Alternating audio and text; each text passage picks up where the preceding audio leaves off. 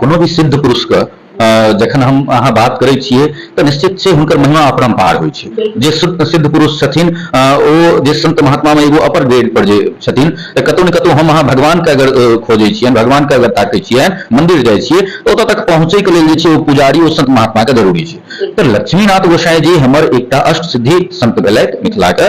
और आइ जेना Sai Baba world God भऽ गेलखिन, साईं बाबा से बहुत पूर्व भेल छथिन लक्ष्मीनाथ गोसाई।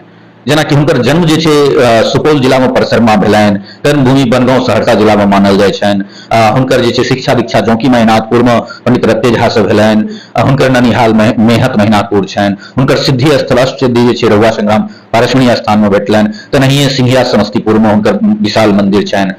बेगूसराय सकरपुरा स्टेट के कुल गुरु के रूप में एखनो लक्ष्मीनाथ गोसाई पूजित छथि। एहिके अलावे जमशेदपुर, बोकारो, दिल्ली, काठमांडू बहुतो जगह हुनकर जे छै फॉलोअर्स सब मंदिर सब बनेलखिन हैं, ओ पूजल जा रहल छथिन। तऽ